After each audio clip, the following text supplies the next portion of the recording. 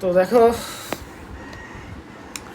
তাহলে আমরা দেখো কার্ডিয়াক, গত ক্লাসে আমরা তাহলে এখানে দেখছিলাম যে হার্টবিট বা কার্ডিয়াক চক্র, কার্ডিয়াক সাইকেল টাইম কত দেখছিলাম, নর্মালি দেখছিলাম 75 বার ধরলে আমাদের 0.8। ওকে ওকে, এখন দেখো কার্ডিয়াক চক্র চলাকালীন হৃৎপিণ্ডের মধ্যে রক্ত সংবহন। তাহলে কার্ডিয়াক চক্র চলাকালীন হৃৎপিণ্ডের মধ্যে রক্ত সংবহন, তাহলে এটা কীভাবে হয়?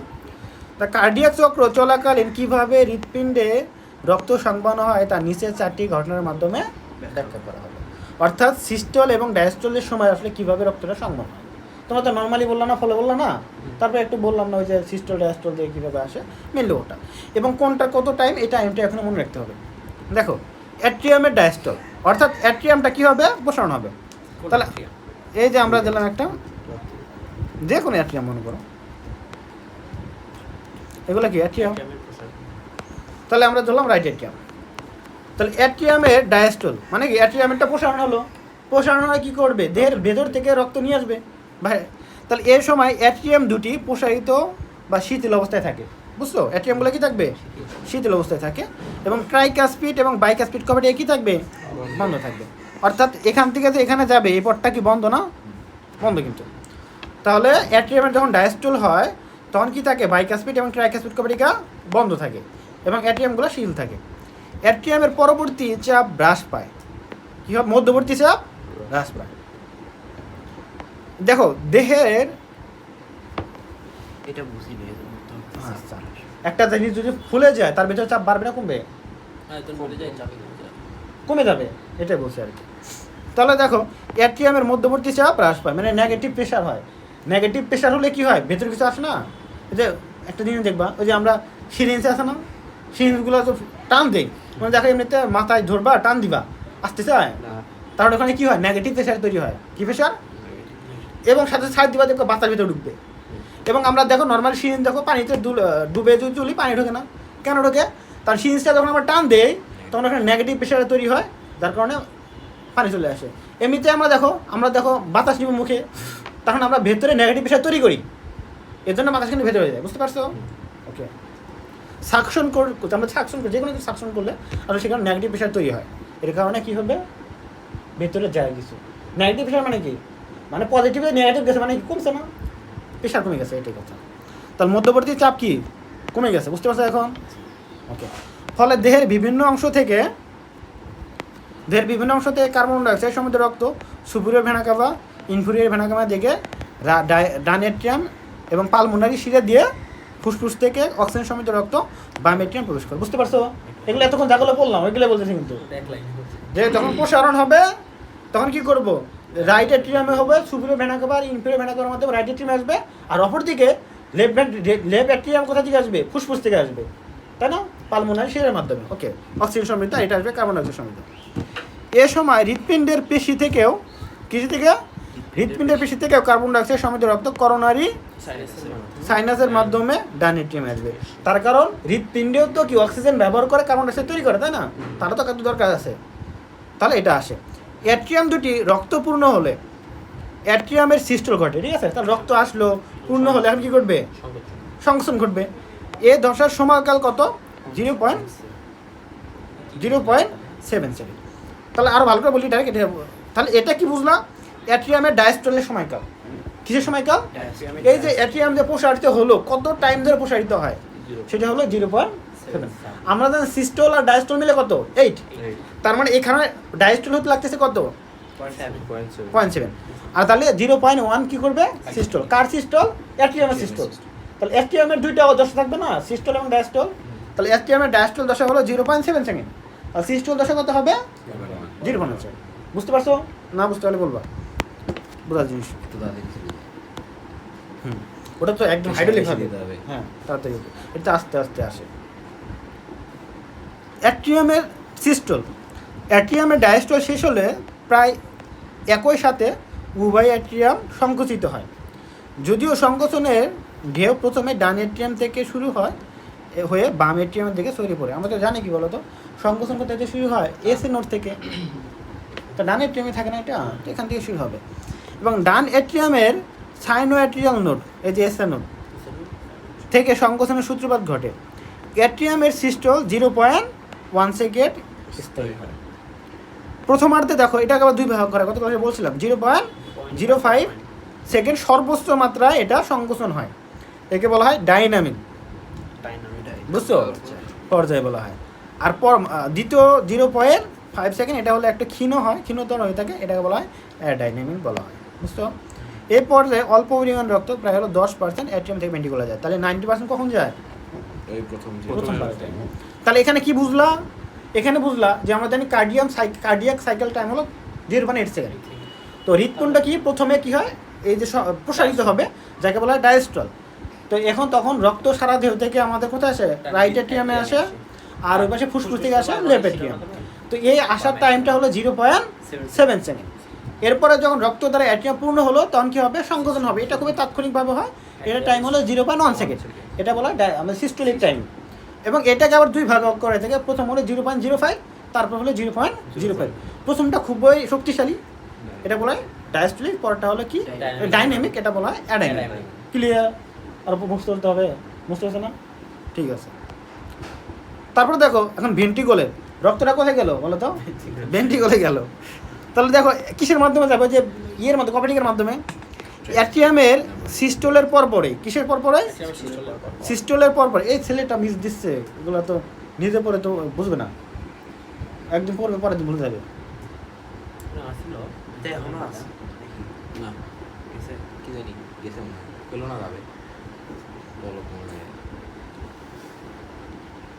দেখো 1 ঘন্টা টাইম, কাজটা অন্য টাইমে করা যায় না। দেখো অ্যাট্রিয়ামের সিস্টোলের পরপরেই ভেন্ট্রিকল দুটি রক্তপূর্ণ অবস্থায় কী হবে? সংকোচন হবে। আর তোমাদের মিষ্টির জন্য বাসায় যায় না, কারণ তোমাদের টাইম তো নাই, পরীক্ষা একদম চলে আসছে, হয়তো মেয়েতে পরীক্ষা হবে না,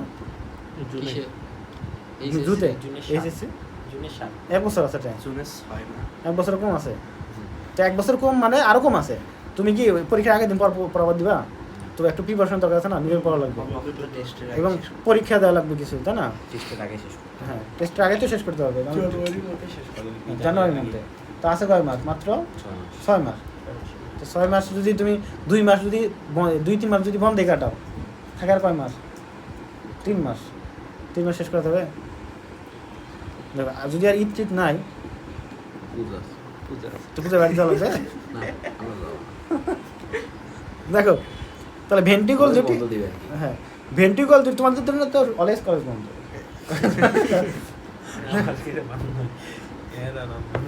তোমাদের কোন কলেজ? আচ্ছা, তোমাদের জন্য দেখো ভেন্ট্রিকল দুটি রক্তপূর্ণ অবস্থায় কি হয়? সংকুচিত হয়। তোমার তো A+ নিশ্চিত। হ্যাঁ, পুলিশ ল্যান্সে A+ নিশ্চিত না, সবাই A+ পায়। তো ভেন্ট্রিকল দুটি রক্তপূর্ণ অবস্থায় সংকুচিত হয়। ওকে, ট্রাইকাসপিড এবং বাইকাসপিড কপাটিকের সহযোগে কি হবে? বন্ধ হয়ে যায়। কেন বন্ধ হবে? রক্ত ব্যাক না আসে অ্যাট্রিয়ামে, ভেন্ট্রিকল গেছে, আবার যে অ্যাট্রিয়াম আসে হবে, এই জন্য কপাটিকাগুলো বন্ধ হয়ে যায় এবং সেমিনুলার কপাটিকা খুলে যায়। সেমিনুলার কপাটিকা মানে কি? হ্যাঁ, অর্থাৎ এই যে ভেন্ট্রিকল থেকে ফুসফুসে যাচ্ছে আর ওই পাশে ভেন্ট্রিকল থেকে সারা দিয়ে যাচ্ছে, যার মধ্যে যে কপাটিকা আছে এটাকে বলা হয় সেমিনুলার কপাটিকা। এগুলো খুলে যায় এবং এতে কি শব্দ হয় বলো তো? লাভ টাইপ শব্দ হয়। এটা মনে রাখতে হবে, কি শব্দ? লাভ। এগুলো শব্দ হয় এরকম, লাভ, ডাব, এগুলো শব্দ হয়, বুঝছো? তো এটা মনে রাখতে হবে, লাভ টাইপ শব্দ কখন হচ্ছে, বুঝছো? এখন এটা মনে রাখতে হবে, কেমনে এটা কিভাবে মনে রাখবা? মনে থাকবে, হ্যাঁ মনে থাকবে। তাহলে এই যে সিস্টোলের সময় কি হয়? ভেন্ট্রিকলের সিস্টোলের সময় কি হয় বলো তো? লাভ।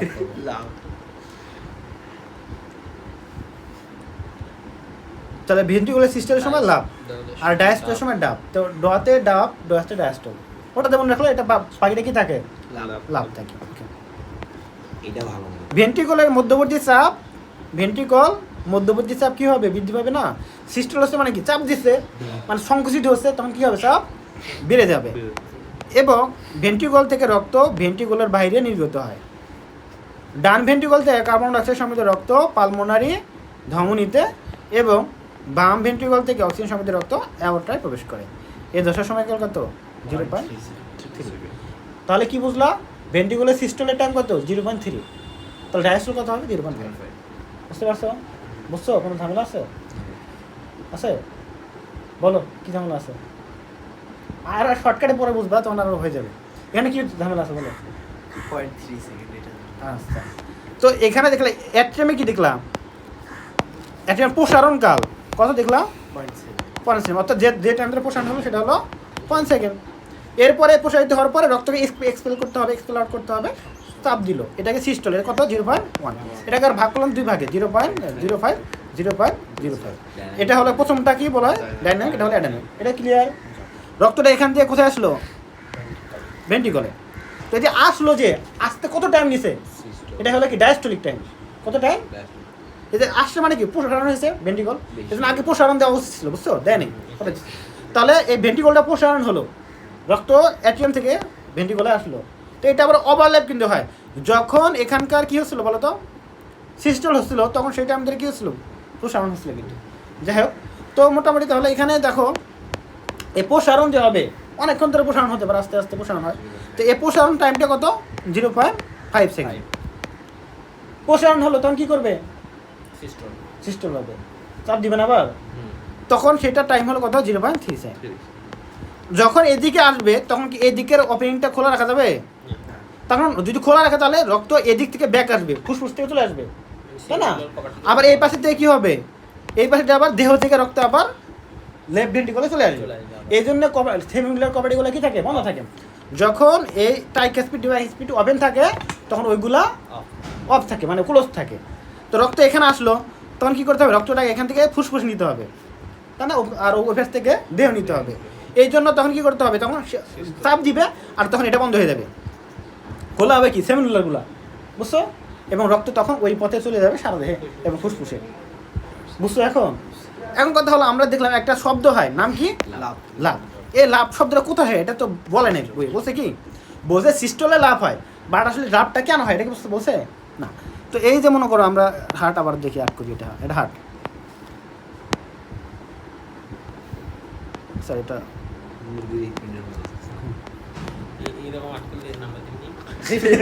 হ্যাঁ তাও দিবে, এটা তাও দিবে। ওখানে তারিখ মানে বক্স করে দিলে যদি নাম্বার দেয়, এটা দিবে না কেন? ঠিক আছে, তো এটা হলো তোমার হার্ট। তো রক্ত এপাশে কী ছিল? ইনফিরিয়র ভেনা কাভা ছিল, সুপিরিয়র ভেনা কাভা। রক্ত আসলো, তো এখানে কী হলো? সিস্টোল হবে, রক্ত এখান থেকে চলে আসলো, তাই না? আসলো, এখন রক্ত আসলো, তারপরে কী হলো? চাপ দিবে না? যখন চাপ দিবে তখন কি এই কভারটিকে বন্ধ থাকে না খোলা থাকে বলো তো? ট্রাইকাসপিড বন্ধ থাকবে না খোলা থাকবে? বন্ধ। তখন এটা কিন্তু বন্ধ হয়ে যাবে, তাই না? এবং যখন চাপ দিল, সিস্টোল হলো, তো রক্তটা এই পাশে যে একটা পথ আছে, নাম কি বলো তো? ফুসফুসে যাবে না, এই বেশি একটা পথ দিয়ে, নাম কি বলো তো? পালমোনারি ধমনী। তো এই রাস্তাতে চলে যাবে না? তাহলে এটা কিন্তু ওপেন হয়ে গেছে। যখন চাপ দিল এটা বন্ধ, এটা ওপেন। কিন্তু রক্ত তো এটা যেহেতু পথ ছিল, এখান এদিকে তো একদম লাভ দিবে, যাওয়ার চেষ্টা করবে না, গিয়ে দেখবে দরজা আটকে গেছে, বাড়ি খাবে। এরকম যদি হয় না যে তুমি এখানে দরজা খোলা আছে, সিনেমাতে দেখো না অনেক সময় যে শত্রুপক্ষ আটক করবে, হ্যাঁ দাঁড়িয়ে ধরবে, দরজা আটকে দেয়, ধাক্কা লাগে গিয়ে, তাই না? ঠিক এমনটা। তো এখানে ওপেনিং ছিল, আসছে, সাথে সাথে চাপ দিছে, তো আবার ব্যাক ফলো করার চেষ্টা করবে না, সাথে সাথে কী হবে? দরজা বন্ধ, ধাক্কা লাগবে কি না? ধাক্কা লাগলে দরজার সাথে কী হবে? শব্দ হবে না? এটাই হলো লাভ। বুঝতে পারছো? ওকে, লাভ শব্দটা লাভ টাইপের শোনা যায়। এই যে আমরা হৃৎপিণ্ডেতে শব্দ শুনি, ধুক ধুক, এটা হলো ওই শব্দ, বুঝছো? ডাব হয়, দেখো। তাহলে এটা বুঝলা। আচ্ছা তাহলে চলে বলি দিয়ে তারপরে আসি। ডায়াস্টোল ডাবটা কখন? ডাবটা হলো কি? যখন প্রসারণ হয়। যখন প্রসারণ হয় তখন বন্ধ থাকে কোনটা বলো তো? এইটা বন্ধ থাকে না? এটা বন্ধ থাকে। আর ওপেন থাকে কোনটা বলো তো? এটা ওপেন থাকে। তো যখন প্রসারণ হয় তখন এখান থেকে কি রক্ত প্রবেশ করে। যখন প্রসারণ হয়, এখন এই যে রক্ত নালীর মধ্যে পালমোনারি ধমনী আছে, এর ভেতর রক্ত ছিল কি না? এটা ব্যাক ফলো করার চেষ্টা করবে না? যাচ্ছিল, হঠাৎ করে প্রসারণ হয়েছে, মানে সংকোচন করতেছিলাম, যাচ্ছিল, প্রসারণ করলে আবার চলে আসবে না? আসবে কি না? মনে করে একটা স্পঞ্জের কিছু একটা নাও, পাইপের মতো নাও, না এখানে নর্মালি যে চাপ দেওয়া রক্ত মানে এর মধ্যে পানিটা ভিতরে যাবে, আর ছাই দিলে আবার কি ব্যাক আসবে না, আসবে কি না? এই জুস খাওয়ার সময় হ্যাঁ। না নিয়ে যদি না বেশি করে না খায় ওই সাইডে হ্যাঁ বা বোতলে যেমন ধরো বোতল কি চাপ দিলে পানি উপর দিকে ওঠে না, ছেড়ে দিলে নিচ দিয়ে আসবে না। এর কথা হলো চাপ দিছো, ছাই দিলে নিচ দিকে আসবে, কিন্তু সাথে সাথে একটা দরজা আটকে আছে, তাহলে কি এটা আসে কি এখানে বাড়ি খাবে কিনা? তখন এখানে যে শব্দটা হবে সেটা হলো ডাব, বুঝছো? এটার মধ্যে রক্ত ডাবার সময় যে শব্দ হবে তাকে ডাব বলা হয়, ঠিক আছে? আর এখানে কি লাভ দেওয়ার সময় না, লাভ দিয়ে আগে যাবো, আমরা যে গেছিলাম যে যাবো লাভ, এরকম শব্দ আর কি। জুস খাওয়ার সময় পাইপ দিয়ে নাটা নিয়ে এরকম করে ফু দিলেও পরে আবার উপরে চলে গেছে। তাহলে ক্লিয়ার তো নাকি? Okay, এখন দেখো আর এই পাশে একটা দেওয়া থেকে এদিকে মনোযোগ দাও। ফোন কেন? লাভ সাউন্ডটা লাভ সাউন্ড? হ্যাঁ তোমার ওই যে নিজের সাউন্ডটা অনেক সময় শোনা যায়, দুক করে রাত্রে যখন শুয়ে থাকবা, মানে ওট তখন না, যখন যে পরিশ্রম করবা, দৌড়াদৌড়ি করবা। দেখো ভেন্ট্রিকলের ডায়াস্টল অলরেডি বলে দিলাম, ভেন্ট্রিকল সিস্টলের পরে কি হয়? ডায়াস্টল শুরু হয়। এই দশার সময় কত 0.5 সেকেন্ড। যখন এই ভেন্ট্রিকল প্রসারিত হতে থাকে তখন ভেন্ট্রিকল মধ্যস্থ চাপ কমতে থাকে। প্রসারণ হলে অলওয়েজ কী হবে? চাপ কমে। ফলে কী হবে? এয়ারটা এবং পালমোনারি ধমনী রক্ত ভেন্ট্রিকলে আসতে চায়, তাই না? যখন প্রসারিত হবে তখন ব্যাকফলে আসতে চাইবে না? এই যে এখান থেকে যেটা দেখালাম, কোথায় দেখালাম? মুশিদ দিছি তো, বুঝছো তো নাকি? আসতে চায়, কিন্তু অতি দ্রুত সেমিউলার কপারটা বন্ধ হয়ে যায়। ভেন্ট্রিকলে আসা রক্তের 90% ভেন্ট্রিকলে ডায়াস্টলের চলে আসে। ভেন্ট্রিকলে আসা রক্ত 90% ডায়াস্টলের জন্য আসে। ভেন্ট্রিকলে ডায়াস্টলের জন্য আসে, বুঝতে পারছো? এবং বাকি 10% অ্যাট্রিয়ামের সিস্টলের ফলে ভেন্ট্রিকলে আসে। এ সময় কী হবে? ডাব সদৃশ শব্দ হয়, বুঝতে পারছো? ওকে, ক্লিয়ার না হলে আমি যেমন বললাম ওটা মনে আছে তো নাকি? লিখে দিই। তাহলে এখন দেখো শর্টকাটে যদি বোঝো যে, সুতরাং হৃৎপিণ্ডের শব্দগুলো হচ্ছে কি বলতো? ভেন্ট্রিকুলার হলো কি? ভেন্ট্রিকুলার সিস্টল লাভ, ভেন্ট্রিকুলার ডায়াস্টল হলো ডাব। ডায়াস্টল ডতে ডাব, শুধু এটা মনে রাখো। অ্যাট্রিয়ামের ক্ষেত্রে দেখো ডায়াস্টল কত? 0.7, সিস্টল কত? 0.1। ভেন্ট্রিকুলার ক্ষেত্রে 0.5, 0.3। এটাকে আবার দুভাগ করা হয় থেকে 0.05। এইগুলোকে আবার অনেক ভাগ আছে, অনেক যদি পড়তে চাও আমি তোমাদেরকে পিডিএফ দিয়ে দেবো, ঠিক আছে? অনেকগুলো ফেস আছে, হ্যাঁ অনেক ফেস আছে, যাই পড়তে হবে, বিস্তারিত ভালো করে পড়তে হবে, ভালো চ্যাপ্টার। তো এখানে দেখো ভেন্ট্রিকলের প্রসারণ অব্যাহত থাকায়, কিসের? ভেন্ট্রিকলের প্রসারণ অব্যাহত থাকায় এর ভিতরকার চাপ ক্রমশ কমতে থাকে, এবং যখন অ্যাট্রিয়ামের চাপের নিচে নেমে যায় তখন অ্যাট্রিও ভেন্ট্রিকুলার কপারটিকা খুলে যায়, এবং ভেন্ট্রিকল তখন অ্যাট্রিয়াম থেকে আগত রক্তে পূর্ণ হয়েছে। আমরা তো যেটা জানি ভেন্ট্রিকল যখন প্রসারণ হবে তখন কী হবে? অ্যাট্রিয়াম থেকে রক্তে আসবে, সেটাই বলতেছে। এবং ভেন্ট্রিকুলে আসে রক্তের 90% ভেন্ট্রিকুলার ডায়াস্টলের কারণে কেন আসে? ডায়াস্টলের কারণে আসে। এবং বাকি 10% কিসের কারণে আসে? সিস্টলের কারণে আসে। সামান্য বিশ্রামের পর আবার আগের মতো ভেন্ট্রিকলের সিস্টল শুরু হয়। এগুলো তো পর্যায়ক্রমে হয়, তাই না? সিস্টল ডায়াস্টল এগুলো পর্যায়ক্রমে হতে থাকে। ওকে, তো এগুলো বুঝতে পারছো? বলতে পারবা তো নাকি? এখন বলতে পারবা না? পারবা? আচ্ছা, ক্লাস শেষ করে একটু ধরবো। সব আগে হুম সব তো আগে দিই টাইম। টাইমগুলো সহজ জানি, নোটগুলো ভরাই দিই না? দেখো, তার হার্টবিটের মায়োজেনিক নিয়ন্ত্রণ বা উদ্দীপনা পরিবহন, অর্থাৎ এই যে হার্টবিটটার যে মানে রেগুলেশন হচ্ছে, তৈরি হচ্ছে, এটা কীভাবে কাজ করতেছে এবং উদ্দীপনা কীভাবে পরিবহন হচ্ছে, তখন তৈরি হচ্ছে কোথায়? অ্যাট্রিয়ামে, এসে নোটে যাচ্ছে সারা দেহে, মানে হার্টের সারা দেহে যাচ্ছে না? অ্যাট্রিয়ামের মনে করো সুপিরিয়র ভেনা কাভার গোড়া দেশীয় অঞ্চলে এসে নোট থাকে, সেখানে তৈরি হয়, আর এটা হৃৎপিণ্ডে প্রবাহিত হয়। এটাই মানুষসহ বিভিন্ন স্তন্যপায়ী প্রাণীর হৃৎপিণ্ড স্বয়ংক্রিয়ভাবে সংকুচিত প্রসারিত হয়ে সারা দেহে রক্ত সঞ্চালন ঘটায়। এতে প্রচণ্ড গতিতে দেহের রক্ত প্রবাহিত হয়। বাইরের কোনো উদ্দীপনা ছাড়া হৃৎপিণ্ডের ক্রিয়া স্বয়ংক্রিয়ভাবে নিয়ন্ত্রিত হয়। এই ধরনের নিয়ন্ত্রণকে কী বলা হয়? মায়োজেনিক নিয়ন্ত্রণ বলা হয়, বুঝছো? অর্থাৎ মায়োজেনিক মানে মাসেল অরিজিন, অর্থাৎ মাংসপেশিতে এখানে উদ্দীপনাটা তৈরি হয়, বুঝতে পারছো? ওকে ওকে, তারপরে কি বলে, অর্থাৎ স্নায়ুতন্ত্র বা হরমোন কিংবা অন্য কোনো উদ্দীপনা ছাড়াই নিজ থেকে হৃৎস্পন্দন তৈরি হয়, অর্থাৎ হার্টের উপরে অন্য কারো নিয়ন্ত্রণ নাই। গত ক্লাসে বললাম নিয়ন্ত্রণ থাকলে ঝামেলা হয়ে যেত। কোনো স্তন্যপায়ী প্রাণীর হৃৎপিণ্ড তার দেহ থেকে বিচ্ছিন্ন করে, তাহলে কোনো স্তন্যপায়ী প্রাণীর হৃৎপিণ্ড তার দেহ থেকে বিচ্ছিন্ন করে অক্সিজেন সমৃদ্ধ লবণ দ্রবণে 37°C তাপমাত্রায় রেখে দিলে তাতে বাইরের কোনো উদ্দীপনা ছাড়াই বেশ কিছু সময় পর্যন্ত হার্টবিট চলতে থাকবে। এই সময়টা কতক্ষণ তাও? বেশি কিছু। আছে মোটামুটি হতে পারে যে কয়েক ঘন্টাও থাকতে পারে, হ্যাঁ? ঘন্টাখানেক থাকতে পারে, আধা ঘন্টা থাকতে পারে, থাকে আর কি। দেখো তাহলে গরু কুরবানি করার পর যে হাটটা বের করে ওইটা যদি রাখি দিই তাও চলবে? ওই রকম উপযুক্ত পরিবেশ রাখতে হবে, বুঝছো? দিয়া বাড়তি 37°C তাপমাত্রা কেমন হবে? নর্মাল ওইরকম একটা নির্দিষ্ট, আমাদের যে তাপমাত্রা কত বলো তো? 37 থেকে 38 গড়ে মাঝে মাঝে। মানে 36 হ্যাঁ, তো এটা হলো মোটামুটি 37 মনে করো। তো নর্মাল টেম্পারেচার রাখতে হবে, তার কারণ বডিটা তো ওই তাপমাত্রায় থাকে, হার্টটা তো আমাদের ওই তাপমাত্রায় থাকে। নর্মাল স্যালাইনে কেন রাখতে হবে? নর্মাল স্যালাইনটা কি? এটা হলো কি, এটা আমাদের প্লাজমার অসমোলাইটের মতো, অর্থাৎ ওখানে রাখলে আমাদের হার্ট থেকে পানি বের হয়ে যাবে না এবং পানি ঢুকবেও না, নর্মাল কন্ডিশনে থাকবে, বুঝতে পারছো? বোঝা গেছে? নর্মাল স্যালাইন বলতে বোঝায় 0.9% কত সোডিয়াম ক্লোরাইড, অর্থাৎ 100 ml পানির মধ্যে 0.9 গ্রাম সোডিয়াম ক্লোরাইড বা লবণ থাকে। এইটা হলো আমাদের রক্তের অসমোলাইটের সমান, বুঝছো? রক্তের লবণের ঘনমাত্রা সমান, বুঝছো? যেখানে এখন অনেক কিছু অসমোলাইট শিখছো না, অনেক কিছু শিখছো। নর্মালি যদি মনে করো কোথাও মনে করো ঘনমাত্রা বেশি, অসমোসিস পড়ো না, মোলাকে ঠিক আছে। ওটা না অসমোসিস মানে কি অভিস্রবণ করছো না? অভিস্রবণ, হ্যাঁ, অভিস্রবণকে আমরা কি করছো বলো তো? কম অর্থাৎ বেশি। কোন ঘনমাত্রার জায়গা থেকে মানে দ্রাবকের না কম থেকে হ্যাঁ, বেশি। তো দ্রাবকটা তার কোন ঘনমাত্রার জায়গা থেকে বেশি ঘন বেশি থেকে যায়। বুঝতে পারছো? হ্যাঁ। ঘনমাত্রা সেম হলে কি যাইতো? না। আচ্ছা, বিষয়টা এরকম।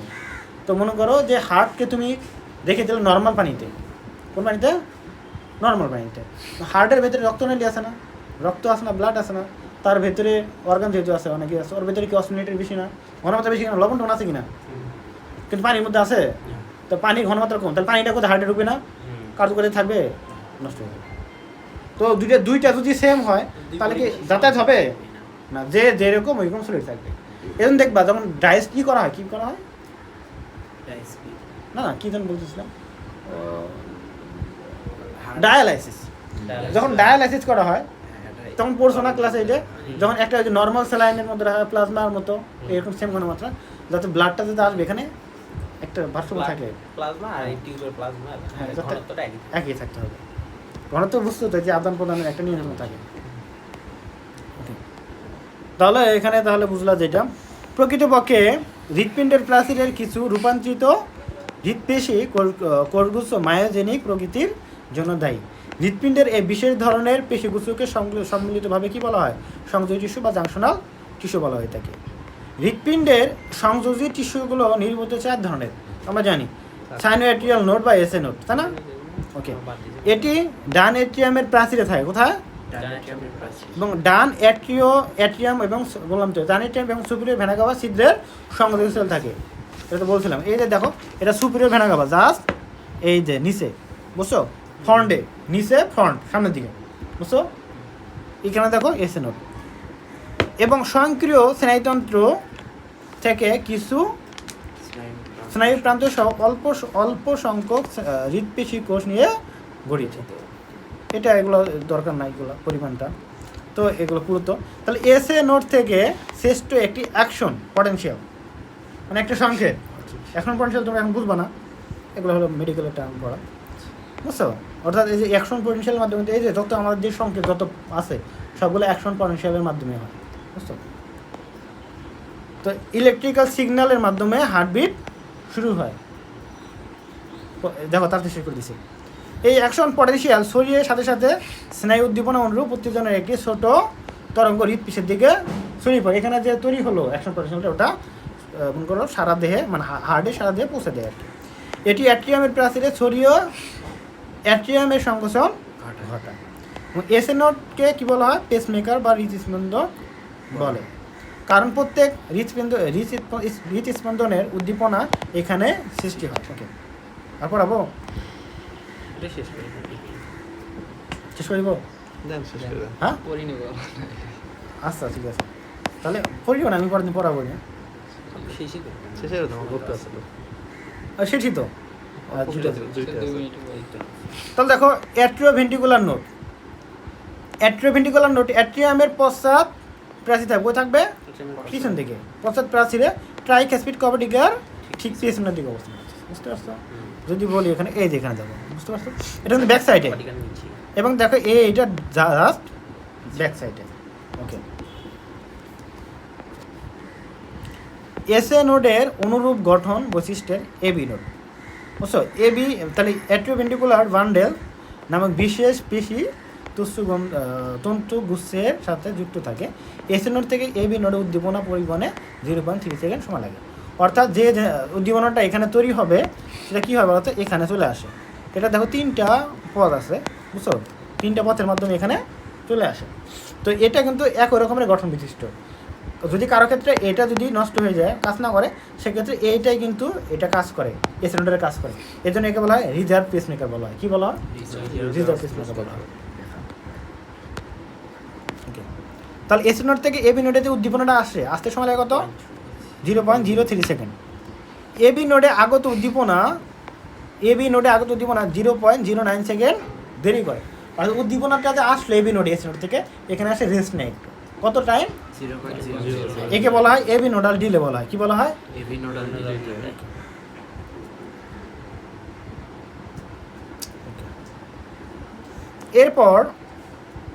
এরপর এবি নোড থেকে বান্ডেল হফিস, মানে এবি নোডের বান্ডেল এর মাধ্যমে উদ্দীপনা ভেন্ট্রিকলের পেশিতে পৌঁছায়, এবং সময় লাগে কত? আরও 0.04 সেকেন্ড। অর্থাৎ এসএ নোডের এই উদ্দীপনা তৈরি হওয়ার পর উদ্দীপনা ভেন্ট্রিকলে পৌঁছাতে সময় লাগে কত? 0.16 ওকে, এর ফলে ভেন্ট্রিকলের সিস্টল শুরু হওয়ার আগে অ্যাট্রিয়ামের সিস্টল সম্পন্ন। ওকে, তাহলে একটা ধারাবাহিক পড়লা যে প্রথমে তাহলে উদ্দীপনটা তৈরি হলো কোথায়? এসএ নোডে। এইটা 0.03 সেকেন্ডের মাধ্যমে আসলে এবি নোডে এখানে এসে কিছুক্ষণ ডিলে করে 0.09 সেকেন্ড, একে এবি নোডে ডিলে বলা হয়। দেন এখান থেকে তারপরে কী করবে? ভেন্ট্রিকলের দিকে আসবে, ঠিক আছে? ফাইবারের মাধ্যমে 0.04 টাইম সময় লাগে, তাই না? টোটাল টাইম হচ্ছে কত? 0.16 সেকেন্ড, মানে এই যে ডিলে সমস্যা 0. ডিলে সহ আর কি। ওকে, তাহলে বান্ডেল অফ হিস, তাহলে হৃৎপিণ্ডের এই বিশেষ টিস্যুটি এবি নোড থেকে উৎপন্ন হয়ে আন্তঃভেন্ট্রিকুলার প্রাচীরের পশ্চাৎ ভাগ পর্যন্ত বিস্তৃত হয়। অর্থাৎ এই যে এখানে দেখো দুই সাইড দিয়ে, এটা কি বলতো? এবি নোড না? এই যে আন্তঃভেন্ট্রিকুলার, এটা ভেন্ট্রিকুল না? এখান থেকে দেখো আসছে, এই যে এটা কি দুইটা ভেন্ট্রিকুলার প্রাচীর আছে না? আন্তঃভেন্ট্রিকুলার প্রাচীর এই বরাবর আসে। এটা এখানে আসে আবার দুই ভাগ হয়ে যায়, বান্ডেল অফ হিজের বাম এবং ডান, এবং এখান থেকে তন্তু হয়ে যায়, বুঝতে পারছো? এটা বলছিলাম, সেটাই বলছি। এই যে এগুলোর মাধ্যমে উদ্দীপনা নিয়ে যায়। পার্কিনসন তন্ত্র, এখান থেকে বিভিন্ন শাখা প্রশাখা তৈরি হয়। এই তন্ত্র বান্ডেল অফ হিজ থেকে উৎপন্ন হয় ভেন্ট্রিকুলার প্রাচীরে জালকের মধ্যে সৃষ্টি করে, এবং বান্ডেল অফ হিজ এটা প্রাচীরে শেষ। তারপরে দেখো এসএ নোড থেকে AB node bundle of His Parkinson তন্ত্র। এই যে এসএ নোড এবং এবি নোডের মধ্যে পার্থক্য। ওকে, এই যে একে সংরক্ষী ছন্দ নিয়ন্ত্রণ বলে, অর্থাৎ কী বলতো? রিজার্ভ পেসমেকার বলা হয়। অর্থাৎ এটা যদি নষ্ট হয়ে যায় এটা কাজ করে। এবং যাদের কারো ব্যক্তি আছে তাদের ক্ষেত্রে দুইটার মধ্যেই সমস্যা হয়ে যায়, এদের ক্ষেত্রে কী বলা হয় বলতো? পেসমেকার বসানো হয়, আর্টিফিশিয়াল পেসমেকার। একটু বলে দেখবো আমরা, ঠিক আছে?